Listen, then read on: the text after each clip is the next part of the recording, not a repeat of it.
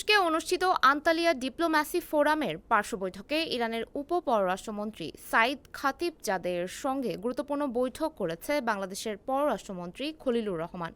বৈঠকে বাংলাদেশের পতাকাবাহী জাহাজ বাংলার জয়যাত্রা সহ অন্যান্য জাহাজের নিরাপদ যাতায়াত নিশ্চিত করতে ইরানের সহযোগিতা পুনরায় কামনা করা হয়। রোববার রাতে অনুষ্ঠিত এই বৈঠকে পররাষ্ট্রমন্ত্রী হরমুজ প্রণালী অতিক্রমের অনুমতি পাওয়া দেশগুলোর তালিকায় বাংলাদেশকে অন্তর্ভুক্ত করায় ইরানের প্রতি গভীর কৃতজ্ঞতা প্রকাশ করেন। তিনি বলেন, বৈশ্বিক বাণিজ্যের জন্য অত্যন্ত গুরুত্বপূর্ণ এই নৌপথে নিরাপদ চলাচল নিশ্চিত করা বাংলাদেশের জন্য বিশেষ জরুরি। জবাবে ইরানের উপপররাষ্ট্রমন্ত্রী জানান, উপসাগরীয় অঞ্চলের বর্তমান পরিস্থিতি কিছুটা উত্তপ্ত থাকলেও সংশ্লিষ্ট কর্তৃপক্ষকে প্রয়োজনীয় নির্দেশনা দেওয়া হয়েছে যাতে বাংলাদেশি জাহাজগুলোর চলাচলে কোনো বিঘ্ন না ঘটে। তিনি এ বিষয়ে ধারাবাহিক যোগাযোগ বজায় রাখার আশ্বাস দেন। পররাষ্ট্র মন্ত্রণালয়ের বিজ্ঞপ্তিতে জানানো হয়, বৈঠকে দুই দেশের প্রতিনিধি দল উপসাগরীয় অঞ্চলের সাম্প্রতিক পরিস্থিতি, আঞ্চলিক নিরাপত্তা এবং পারস্পরিক স্বার্থ সংশ্লিষ্ট বিভিন্ন ইস্যু নিয়ে বিস্তারিত আলোচনা করেন।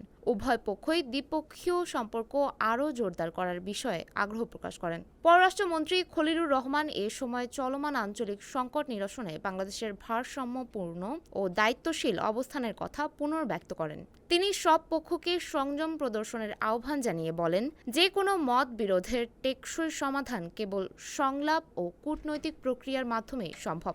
ইরানের উপপররাষ্ট্রমন্ত্রী বাংলাদেশের এই গঠনমূলক অবস্থানের প্রশংসা করেন এবং সুবিধাজনক সময়ে বাংলাদেশি পররাষ্ট্রমন্ত্রীকে তেহরান সফরে আমন্ত্রণ জানান। এর আগে গত ৫ এপ্রিল ঢাকায় নিযুক্ত ইরানের রাষ্ট্রদূত জলিল রহিমি জাহানাবাদীর সঙ্গে এক বৈঠকেও পররাষ্ট্রমন্ত্রী বাংলার জয়যাত্রা এবং অপর একটি অপরিশোধিত তেলবাহী জাহাজের নিরাপদ যাতায়াত নিশ্চিত করতে সহযোগিতা চান। সে সময় রাষ্ট্রদূত বিষয়টি সংশ্লিষ্ট কর্তৃপক্ষের কাছে উপস্থাপনের আশ্বাস দেন।